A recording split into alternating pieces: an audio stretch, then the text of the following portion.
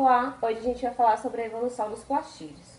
Os plastídeos, para início de conversa, são organelas fotossintetizantes que acredita-se terem sido no passado cianobactérias que foram endocitadas por células eucariotas e passaram a viver em endossimbiose a partir daí.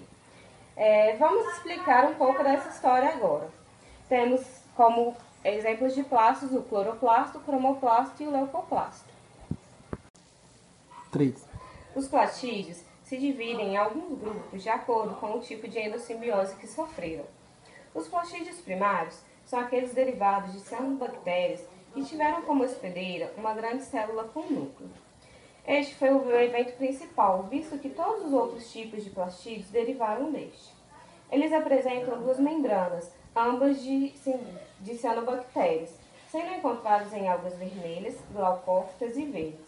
Acredita-se que a partir dessa última se originavam as plantas terrestres.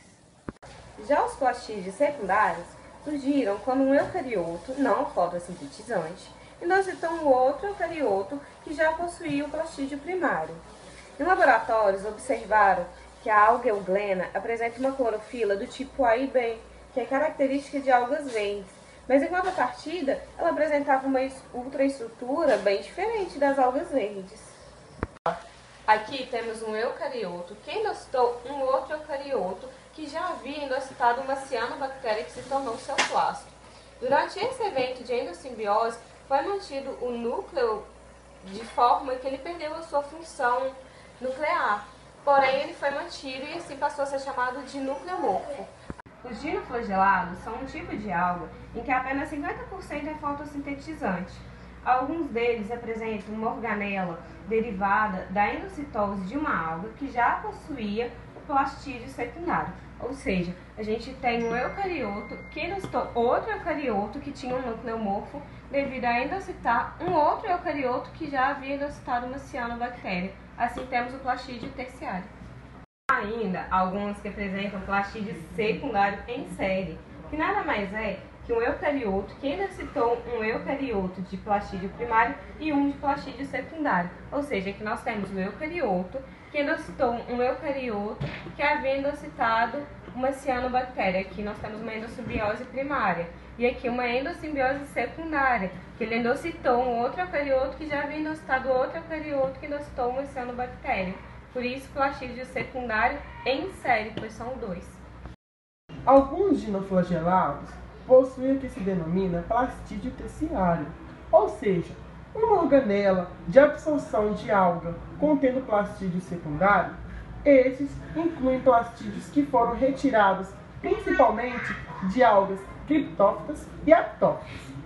Um dos aspectos mais integrantes da endossimbiose secundária e terciária é o destino dos núcleos, ou seja, plastos com endossimbiose secundária e terciária, os núcleos não são eliminados. Ou seja, o que isso vai ocorrer?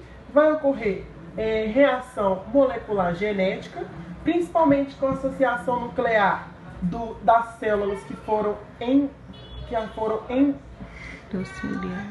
endocitadas. Desculpa, gente, que foram endocitadas. Também ocorrem reações proteicas com plastídeo primário, também com proteínas das células que também são endocitadas, e isso vai ocorrer pela endossimbiose.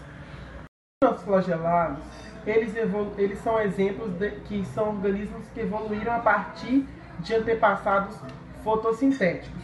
Por exemplo, os dinoflagelados, eles tinham uma codificação de 8 genes nucleares, que eles codificaram algumas proteínas com função relacionada aos plastos, sugerindo que ambas espécies, ou seja, ambas que eram fotossintetizadas e não fotossintetizadas, possuíssem junção de plastos, e assim ocorreu uma evolução desses dinoflagelados pela associação desses grupos não fotossintetizados através das reações nucleares e moleculares.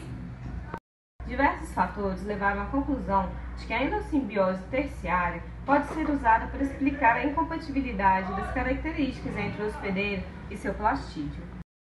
Portanto, ainda há muito a aprender sobre o mecanismo de importação de proteína de plastídeo usado em táxons, no qual revela que o sistema endomembranar da célula hospedeira foi sequestrado várias vezes de forma independente. Por outro lado, e prematuro, evocar uma endossimbiose secundária ou terciária para explicar a presença de plastídeos em cada linhagem fotossintética, dada a taxon constante em que os plastídeos remanescentes estão sendo descobertos em taxons heterótrofos, porque, certamente, sabe-se o suficiente sobre a dificuldade relativa do ganho de plastídio versus a perda para poder distinguir a certeza entre 3, 4, 5 ou 6 eventos endossimbióticos.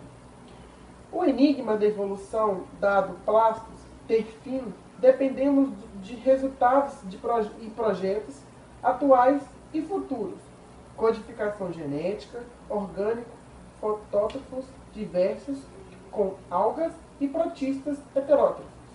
Os resultados dos estudos ultraestruturais de proteínas de plastídeos fotossintéticos e modernos. A evolução dos plastídeos era uma cianobactéria, que era um organismo procarionte. Ele sofre uma endossimbiose pela uma célula eucarionte não fotossintetizante. Depois que ela sofre endossimbiose, ela passa a ser uma célula fotossintetizante. Essa cianobactéria passa a ser o plasto dessa célula. O plasto nada mais é que uma organela. Essa organela vai fazer a fotossíntese para as algas e, logomente, vai sofrer uma evolução para as plantas terrestres. Os dinoflagelados são um tipo de alga em que apenas 50% é fotossintetizante. Alguns deles apresentam uma organela derivada da endocitose de uma alga que já possuía o plastídeo secundário. Ou seja, a gente tem um eucarioto que endocitou outro eucarioto que tinha um nucleomorfo devido a endocitar um outro eucarioto que já havia endocitado uma cianobactéria. Assim temos o plastídeo terciário.